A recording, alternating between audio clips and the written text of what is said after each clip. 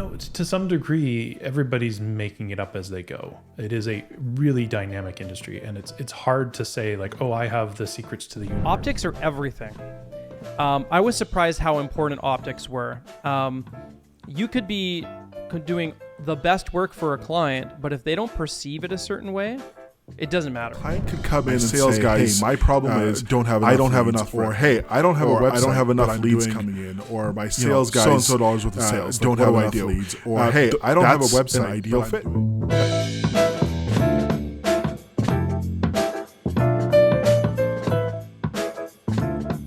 Hey everybody, welcome back to the Challengtunity Podcast. I'm Chris Lawson, your host. We have a very intriguing episode today, one of which has really been sparked from a previous episode talking about professional services, how to market them, the ups and downs that come with that. And we found that there was a lot of conversation triggered around agency life or running an agency as a professional service. So we decided today, instead of doing a traditional episode where Jordan and I talk and then we go on to an interview or a session with a guest, that we go right into it with three people talking about this very delicate, sometimes trendy, and in our case, very exciting topic. So, that being said, I'm joined by two people today. The first being Jordan Woolf, who everyone has met many, many times. Jordan, fun fact about him, he only believes it's, justifiable to cry at funerals and the Grand Canyon. Makes a lot of sense. And we're joined by a previous guest, somebody who's really close to our agency at Atrium, Parneet Dilawari, who is not only an agency principal, but also very caught up in the operations and project management at his agency, Acceleration Driven, which is both in Vancouver and in Reno now, Parneet. Isn't that right? Yes, officially in Reno. Officially in Reno.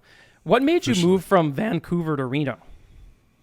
Well, it's interesting. I got married, so I kind of had to follow the wife.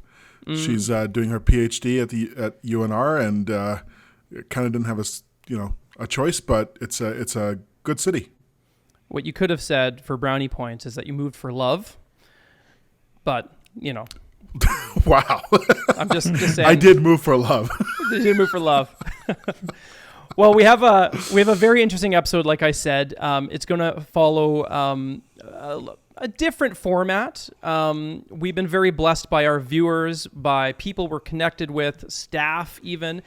And when we did our professional services episode, we had a whole bunch of questions that came in regarding agency life. And we never have focused on one episode. We actually Jordan, we kind of tiptoe around the topic of Atrium or our agency because we don't really utilize this as an Atrium thing. But I think today we'll be kind of opening up a little bit more about how we operate through a whole slew of questions that people have thrown our way, and just go through them.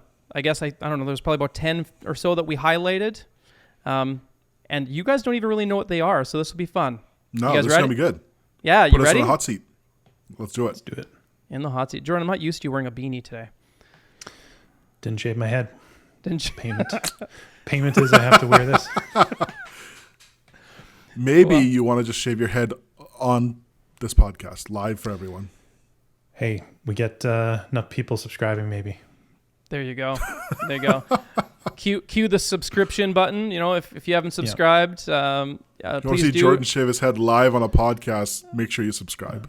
Absolutely. That doesn't mean that if you don't want to see that, you unsubscribe, though. So just we'll say that's what episode 100 or something like that. We'll make you grow your hair out, get a perm, and then you can shave it. All right.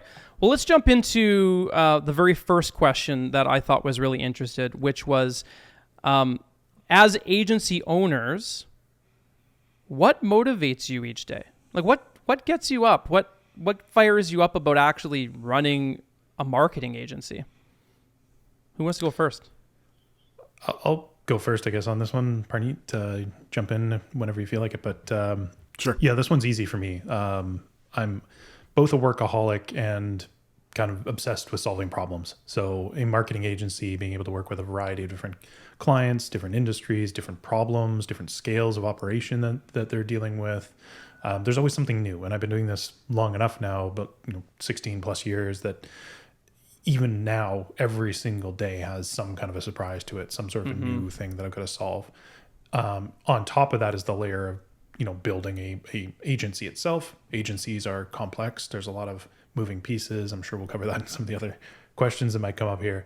But it's a people business. There's moving process issues. There's different technologies and things emerging all the time. So that problem solving side of me, that curiosity, that wanting to build something, change something, that's a huge part of who I am and what makes me happy.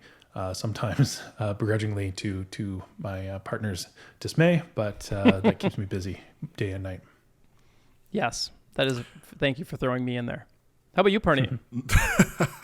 I think it's two multiple, I guess, things that kind of keep me going and make me want to come back and do this day in, day out.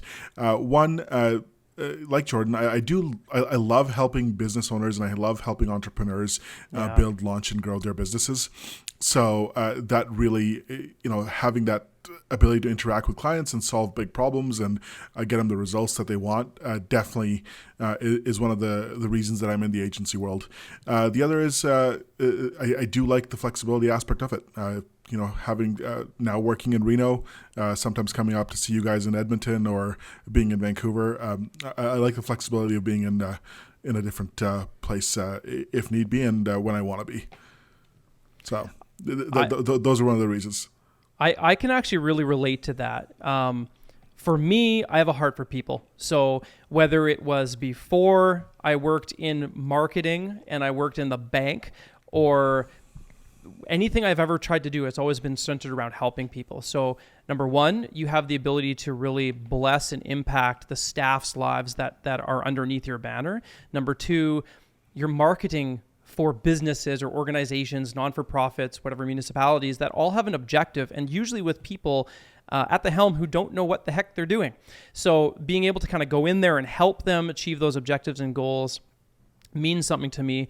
And then the same thing applies with the people they're trying to meet and work with. So if you have a product that is able to impact people's lives, well, we're working to help impact those people's lives by connecting them with that product. So for me, it's, I can relate to what you're saying, Parneet.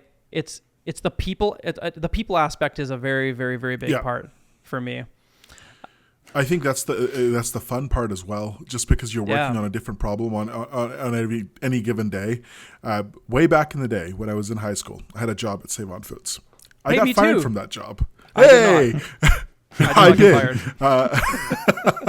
And when I was fired, my boss sat me down and said, "You are not meant to work for someone." I was like, I don't know how to take this. And high school me is like, okay, what do I do? And at that point I was like, well, what are my passions and where do I want to go? And websites was where I started, and ironically did the full circle when I started my agency, and now I live and breathe the website world.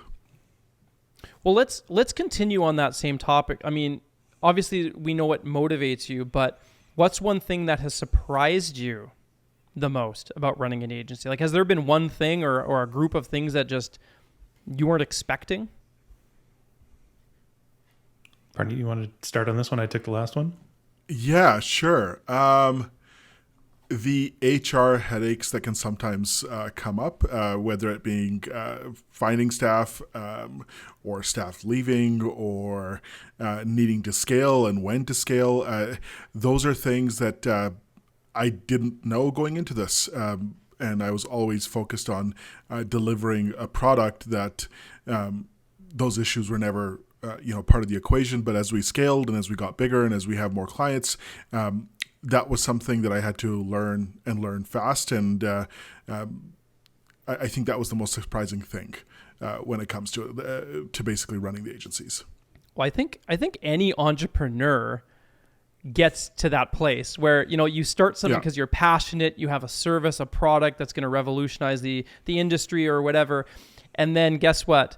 You hit a point of scalability where you're not just by yourself anymore. You have people, and people are just like, everybody has problems and we're flawed. So, just the sticky nature of staffing, although it's my favorite part, it can also be the most challenging. Absolutely, Parneet. Yeah. For me, it's more been lessons I've learned over time that have been like little surprises. And, when I first started in this agency, before I was running an agency, I distinctly remember the kind of first aha moment I had about the industry, though, which was, meeting a lot of agency heads, a lot of people that are, even people you might know that are kind of influencing the growth of agencies. To some degree, everybody's making it up as they go. It is a really dynamic industry, and it's hard to say like, oh, I have the secrets to the universe.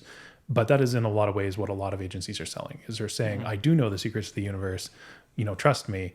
When behind the scenes, they're really going like, how do I figure this out? And how, who's going to do what? And let's just work the problem.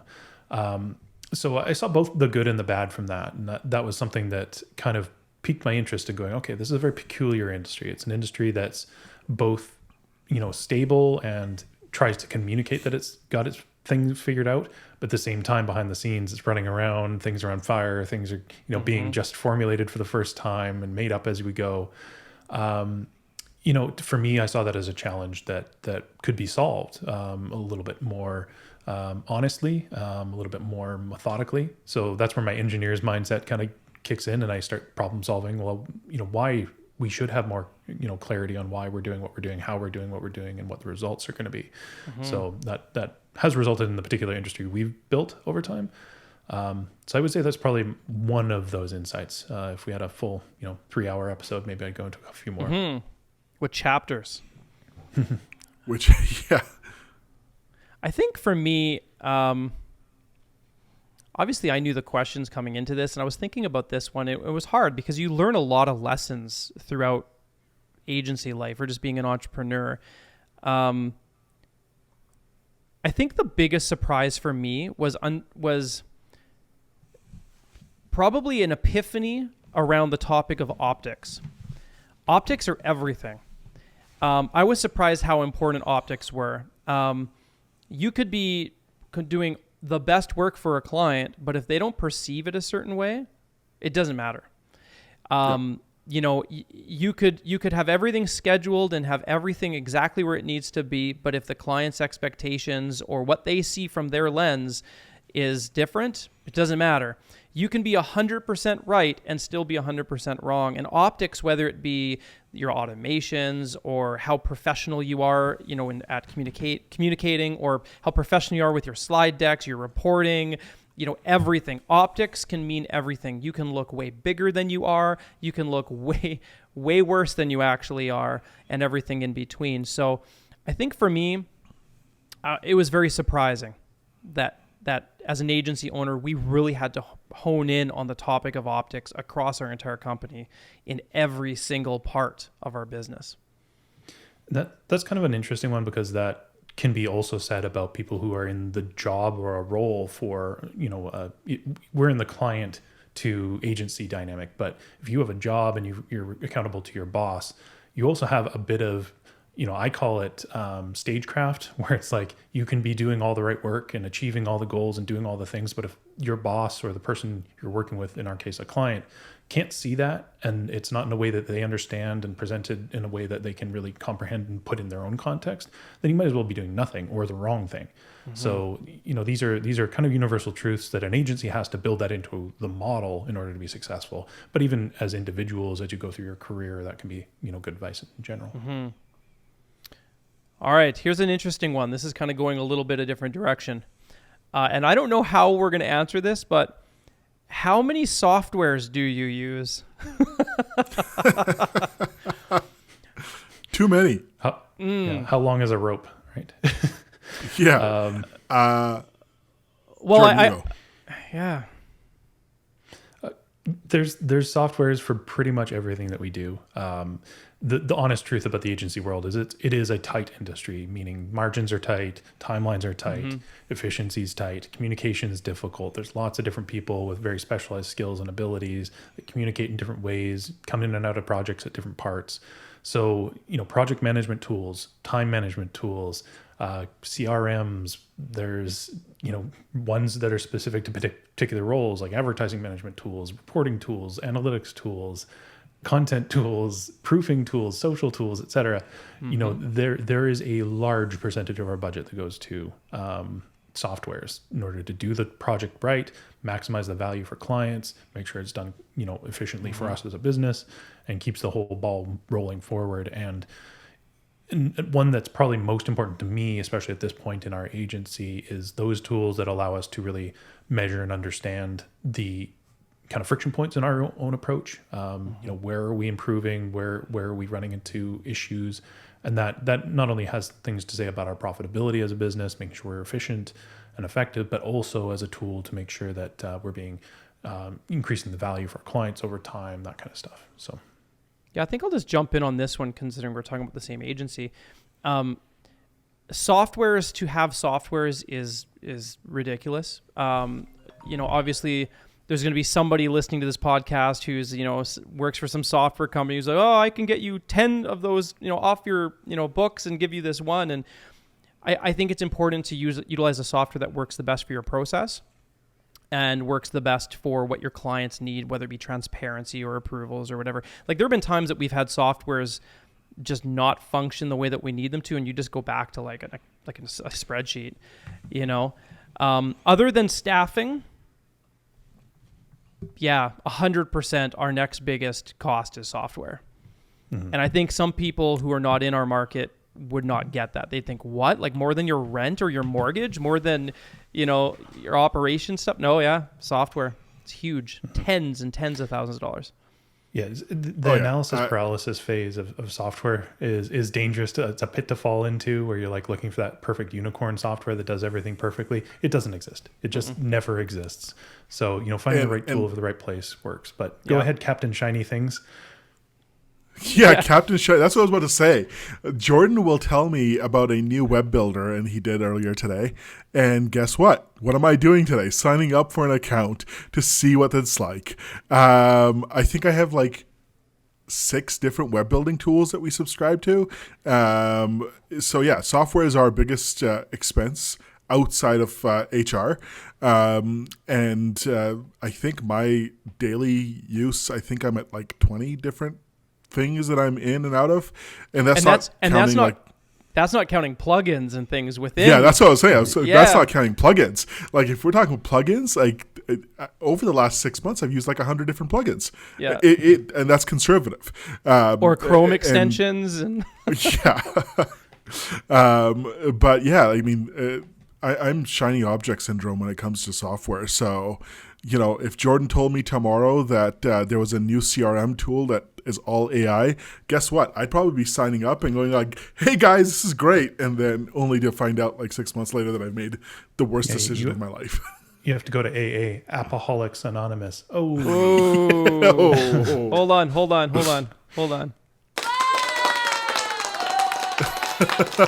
There it is. The first time we've ever used a sound effect in our podcast. And it was because Jordan told a joke.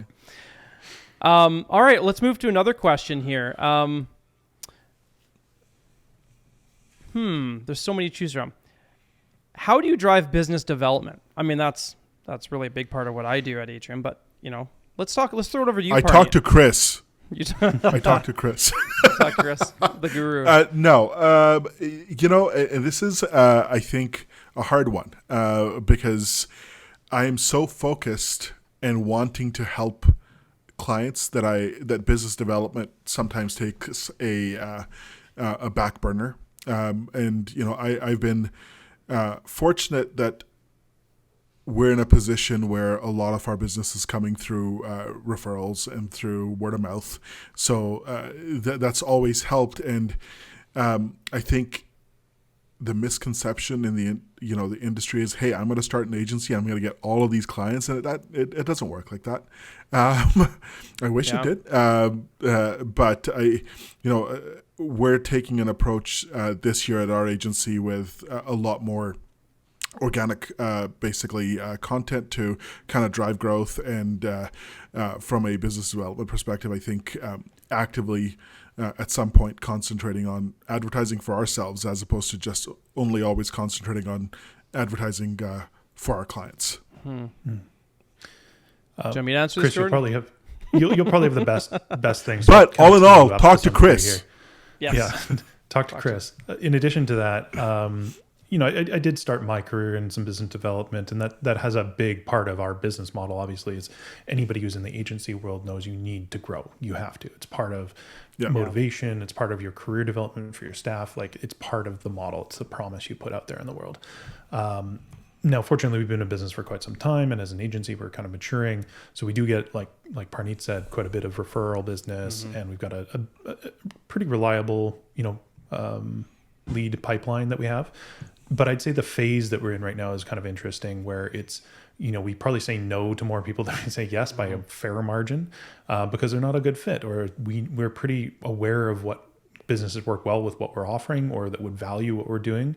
And that fit is probably the most important thing for us right now. So as we build our, future version 2.0 of our sales pipeline, it's going to be more focused on like bringing the right opportunities and not more opportunities.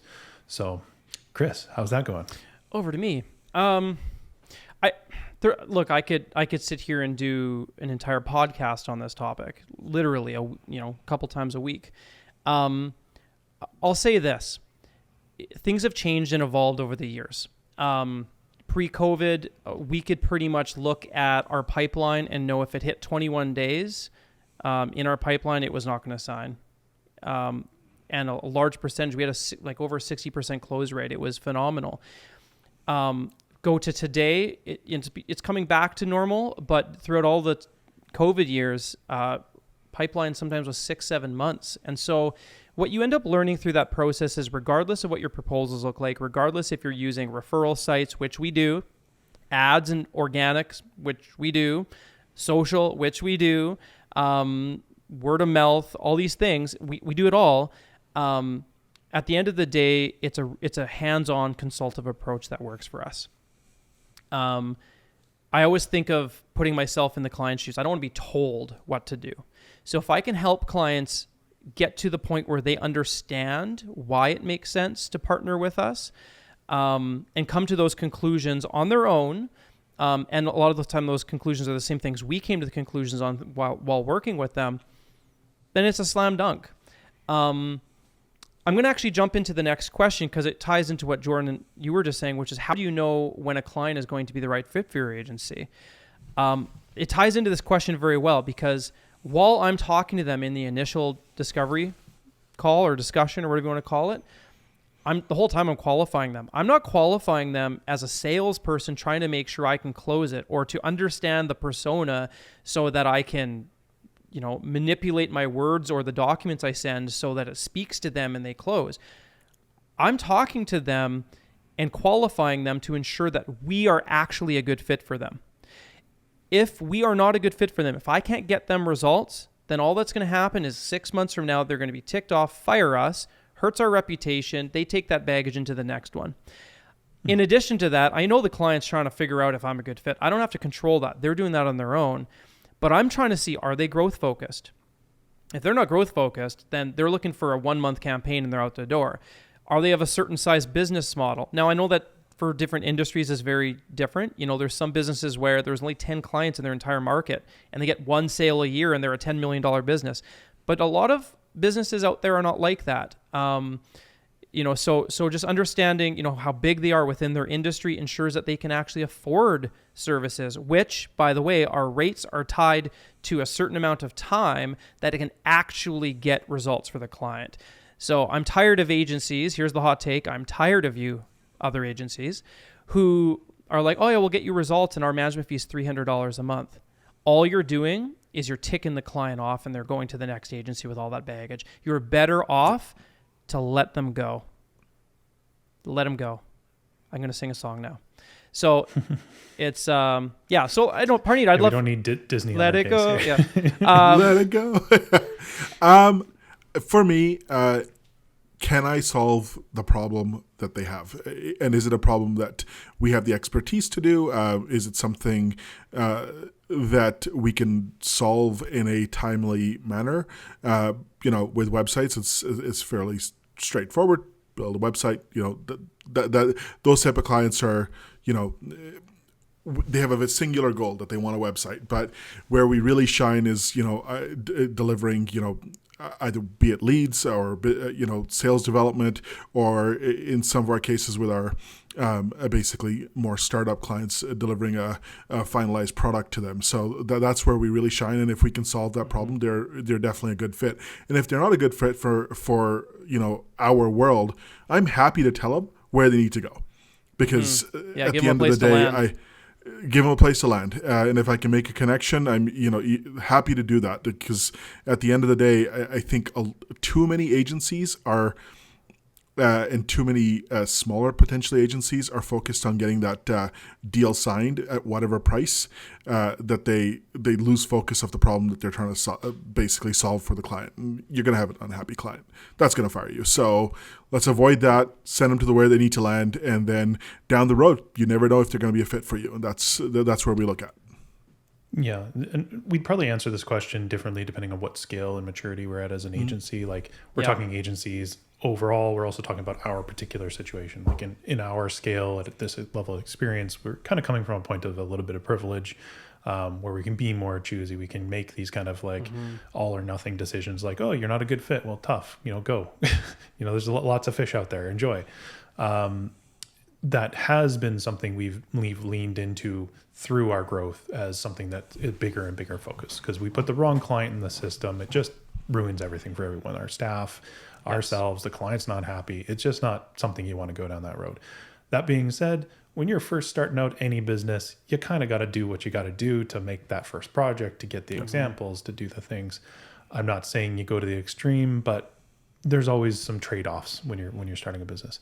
So I would always say there's fundamentals around this kind of client fit and making sure that it's a good alignment that starts with knowing your business model, doing the proper research up front. So, you have to have in your mind an idea of who that customer is, whether you're using personas or just market research and being like really strict about it.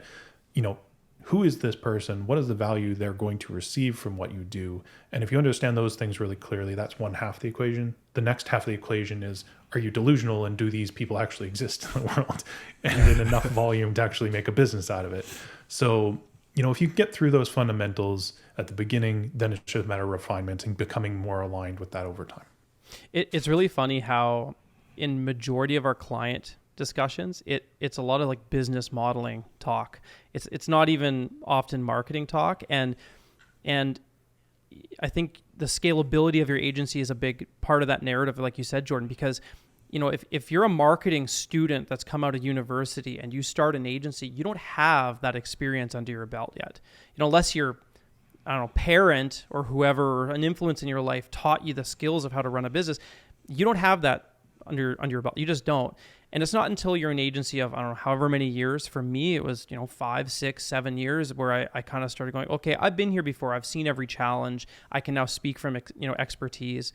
So absolutely. Well, here's the next question. And I have stories. I'm excited for this one. And I'm going to ask Jordan this one first, because he's cold and heartless. Have you ever fired a client, and why? Many, and I'm going to avoid specifics. But yes, many. Why many did you? clients. Why are you saying that with a smile? That's a good question. Psychologically, I'm going to have to bring that up with my therapist. But beyond that, I think being honest with what your business is there for and who it's there for and who it's not. Sometimes you know that up front, like we were just talking about the sales process and like how do you know when you have good alignment up front. Just like when you're hiring somebody, having the right assessment of fit is really important. Mm-hmm. So, they have the hire slow, fire fast kind of thing. Same thing in business. When you're bringing a client on, it pays dividends to really understand, like, do you really need this? Is this the good thing for you? Is this what's going to bring you value? If yes, then great. You move forward with the best foot forward. But sometimes along the way, they either learn something or you learn something that goes like, actually, I thought we were in alignment, but we're not.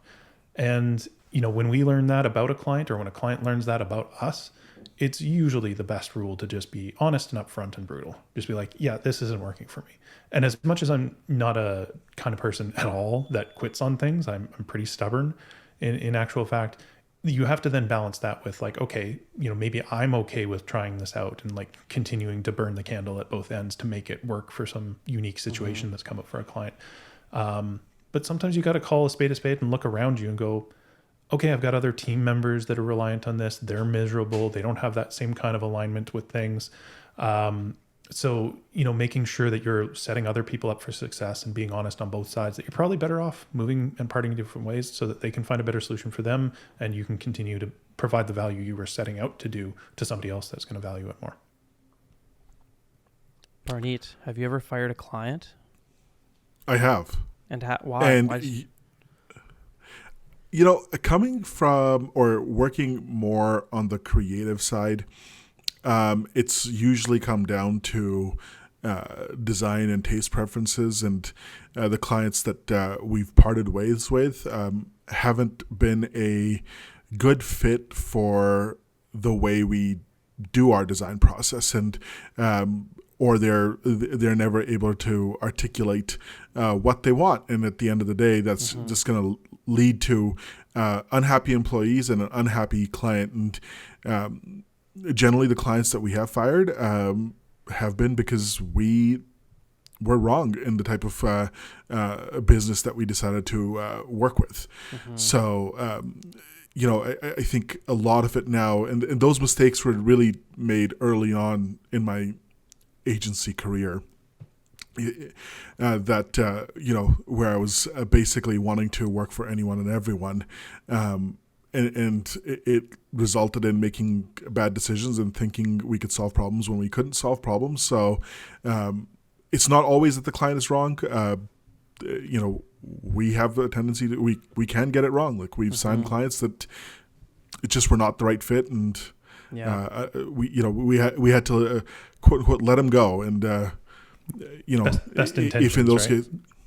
Yeah, best intentions, and if we can give them a landing spot, and we certainly do. But I try not to work with businesses that I'm going to have to fire 6 months down the road.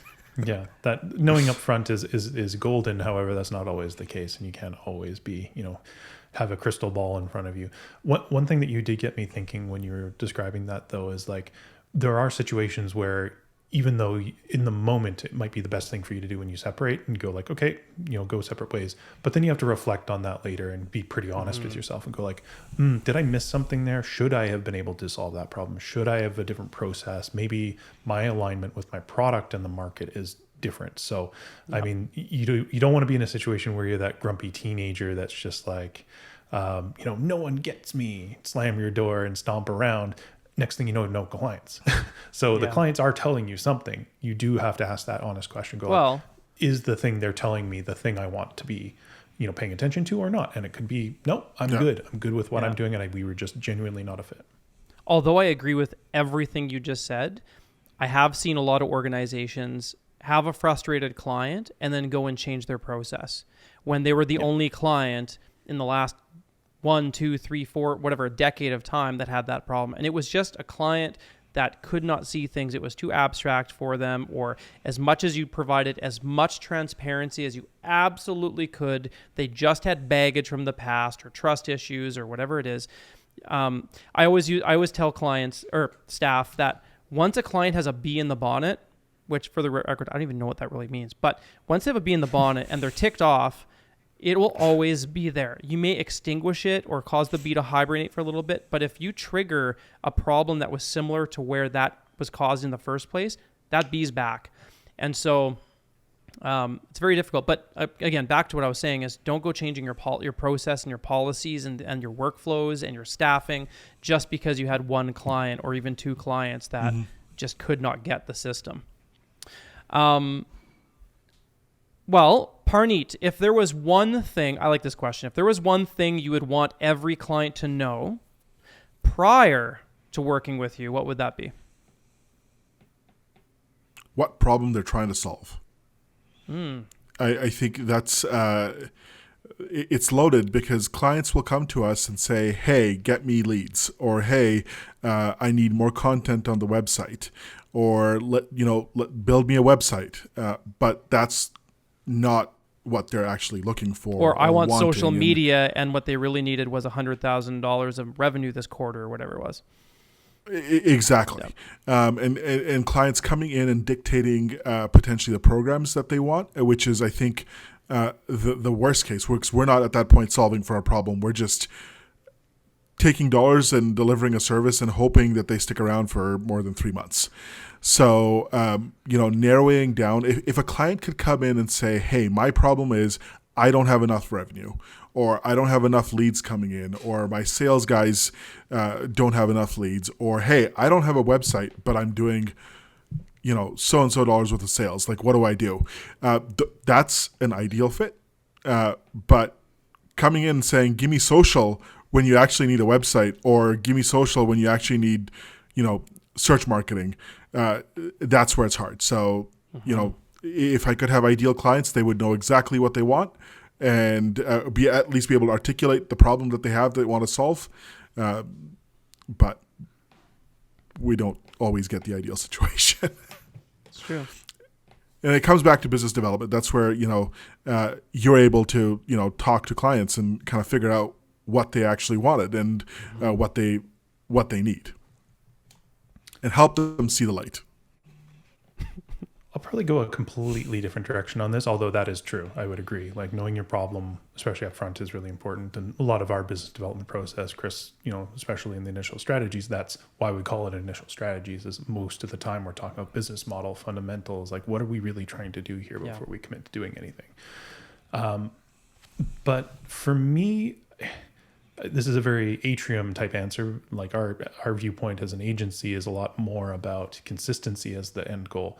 So, under that lens, I wish customers knew up front that more and more of their marketing problems are very objective. They're not subjective. Like, a lot of the kind of mythos of agencies comes from Mad Men, and like seeing, really creative geniuses come up with like really creative concepts to deliver on business goals.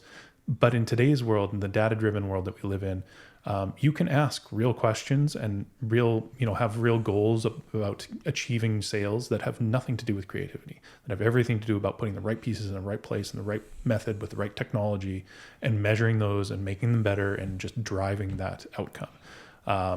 It's something that the type of client that works well with Atrium, they kind of eventually or right up get that point, and they're like, that's what I want. That makes a lot of sense to me. No one talks this way. Other times it's a little bit of a learning curve, and they kind of like ease into it because of that, the history. They're expecting, more the ball pits and hammock swings kind of agency. But again, that's a very Atrium answer to that question. Yeah, my answer is similar, a little different, but it's in alignment with that. I think it's essential that clients' expectations of what a program or a service can accomplish for them is in alignment. So, for example, if you go in and you're expecting an organic search program where you're building content over time and trying to move the needle on your domain authority and so on and so forth, and increase your rankings, and you expect that to bring leads or sales or some form of conversion on your site in a month, it's just not going to happen, right? So, that does put a lot of weight on the strategy person or the business development person to make sure you're aligning them and putting them in the right program. But you need that individual to truly understand that, hey, it might take 6 to 9 months to get results. Or, hey, yes, your ads will get you results in a quicker amount of time, but there's a learning curve that X network goes through, or it takes time to produce assets or whatever. Or on the web development side, it's an 8 to 10 week process. But guess what? The biggest delay is things like content or not making meetings or whatever. And the realistic timeline is X.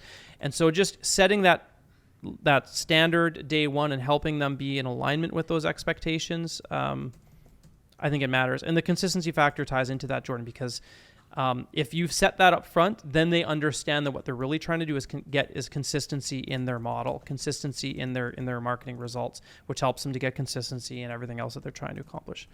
That's a good question. Whoever put that one in.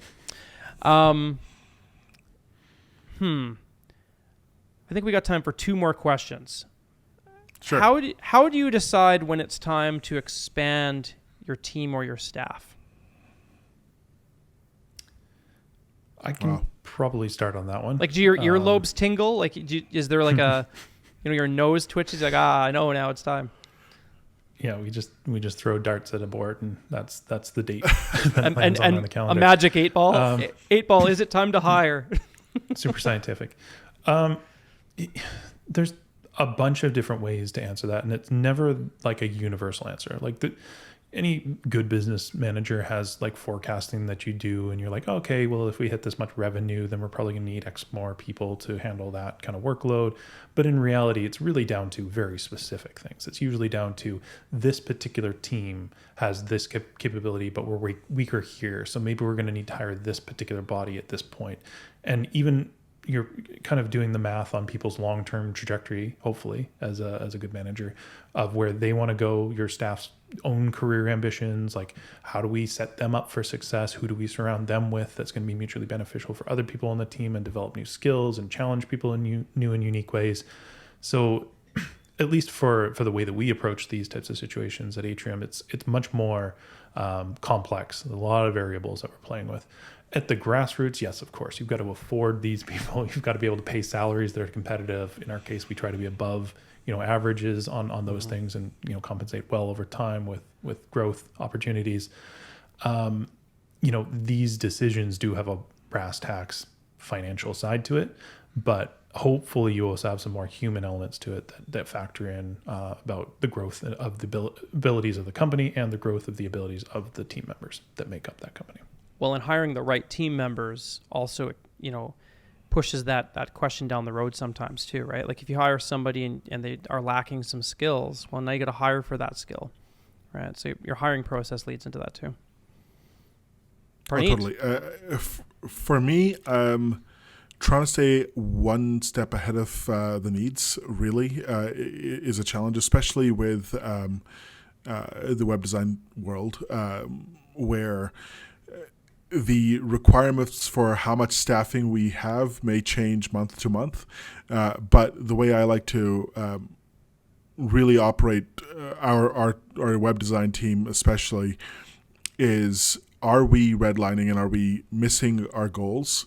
Are we able to deliver the product in the timeline that we have committed to? And if we're not, we definitely want to be looking at hiring, but I think that's too late.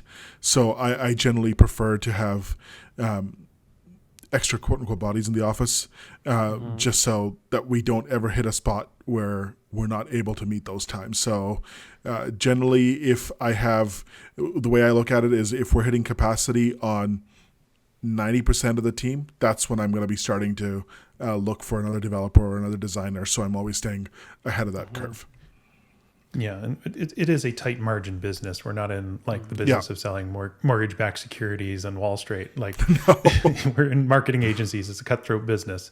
You do have to be pretty careful about when you do pull these triggers, when you bring people on, because the other side to that is you do too much of that and you weren't ready for it, and the sales doesn't keep up, or the economy changes and shifts on you, and you have to let people go. And that can be damaging not only to those individuals, of course, but to the whole company culture, the vibe that you're trying to build, everything. It can be kind of undone fairly quickly culturally when those things happen. So, as much as you can never prepare for every eventuality, the balance, threading that needle is part of that job. And it's in a people-based business. It's our biggest cost, as we mentioned earlier. It's the main focus when we're planning the success and growth of our business. Obviously, Jordan, you answered it for our business, but I can't help but also just think that it's, knowing when to hire the next employee or expand on a certain skill set or whatever is tied to so many different things. Like if your corporate culture isn't healthy, you lose staff, right? So in order to expand your team, you have to know you have a reliable team to build on. So culture is important. Or your attrition and retention rates of your clients. If you can't rely on the sustainability of your client base, then it's hard to justify hiring another staff member because you don't even know if you're going to need them in a couple months, right? So there's all these things that kind of come into play that you balance out. I mean, at the end of the day, it comes down to utilization. We have utilization triggers, and then boom, it's like, oh, okay, we have a little bit of room here for, continual growth, but we're going to need to bring somebody on and get them trained and get them up to par so that, they can, kind of work behind people and collaborate and learn the lingo and how we do things at the company. So, all right. Last question. Are you ready? Ready? Ready. I think it's an important one. And we're going to start with Jordan. If you had the knowledge that you had today back then, what would you have done differently about starting or running an agency? You can ponder. It's okay to ponder. Well, yeah. I think I know the answer to this because the instinct kind of came out of it, which is I probably would have leaned in more faster. I think, especially in this agency, there have been a few aha moments where it's like, we've done the homework and I'm pretty sure this is the trend we need to be following. This is the thing we need to be changing into as an agency. And there's a hesitancy there, like, because we're, I'm not what I'd say completely risk adverse. I do like taking risks and kind of challenging myself, but lightly. I'm also not like a gambler. I'm not going to, bet everything on black. But knowing what I know today, I would say, trust those instincts more and kind of, you've done your homework, you put the pieces in, you've done the work and making sure that this seems like it's grounded in reality, then do it. Just do it. Do it as best you can, as hard as you can, as fast as you can. That plays huge dividends because the earlier you get started on something, that growth trajectory adds up. So if you start something 1 month earlier than you would have, started maybe the second month, that 2 years later means you're miles ahead, not 1 month ahead, miles ahead. So yeah, that's my answer to that question. I think it's twofold. One, I would invest in process from day one. I think that's something that I personally struggled with, and I think everyone struggles with process as we grow and as we scale. But I think had I concentrated more on how we deliver our services, it would have not led to as many painful lessons. I think that's one thing. And the other thing is going back to the SaaS tools and the shiny object syndrome, not having it, making it, because that's not, it can be, it can sidetrack, it can make you lose focus on what's actually important. It's called materialism. So, yeah, I know. So yeah, maybe not having that, or not letting that overtake, the work that we should be doing. Those are two things that I think I would do differently had I started all over again. You mean you wouldn't have learned how to be more firm with people from day one? I would love to be more firm with people from day one. You're so loving. That's been I know.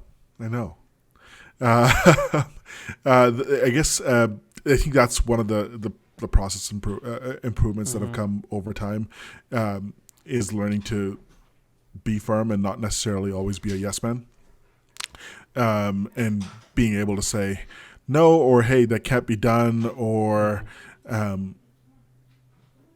questioning things when a client has a request as to like where is this coming from, and not responding by let's do it. Sometimes that is not the right answer for the client. What's your Back to the Future answer, Chris? I struggle with this. I have learned a lot. What do they say? They say the school of hard knocks is the best education you can get, but the most expensive. A lot of the lessons that you learn don't come from success. They come from sucking. Bottom line. But like you said earlier, for another question, Jordan, looking at those failures, dissecting and growing from it is important. Things like, being slower to hire and firing quicker. I mean, I know that's, everyone says those types of things, but I think that has mattered. That's hurt us.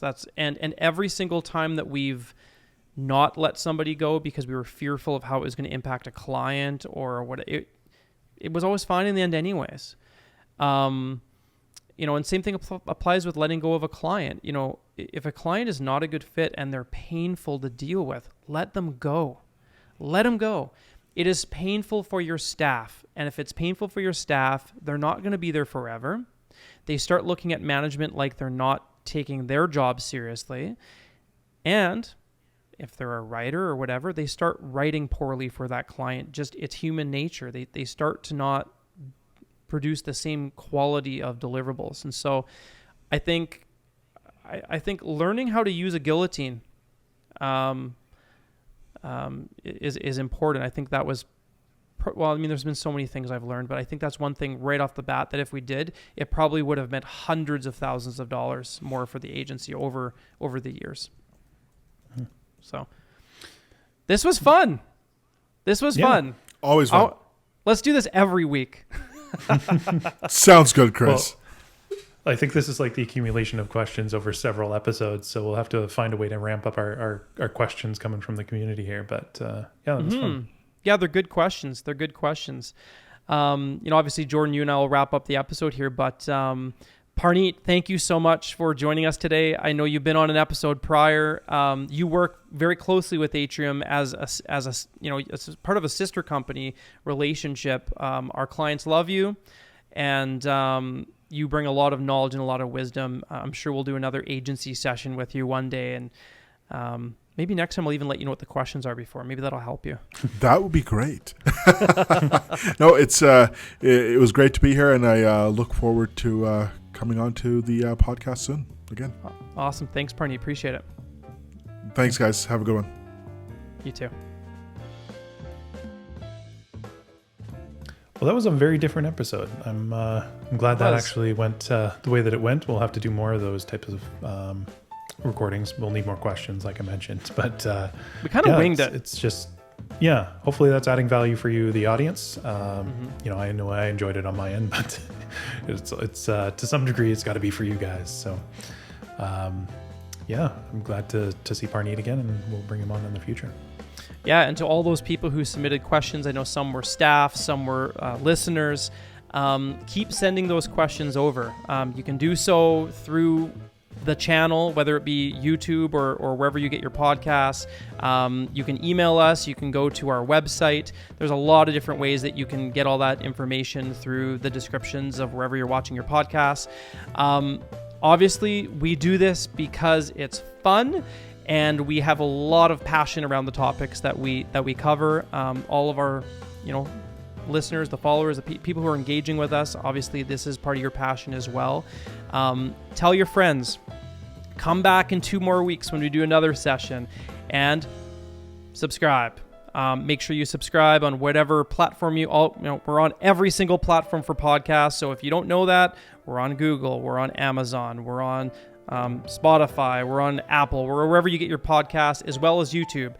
So those individuals who like to follow and watch us visually, continue to do so on YouTube, and make sure you follow us on all your social media channels. So we appreciate you. Thanks for joining us today. Cheers. Thanks, everybody. Bye.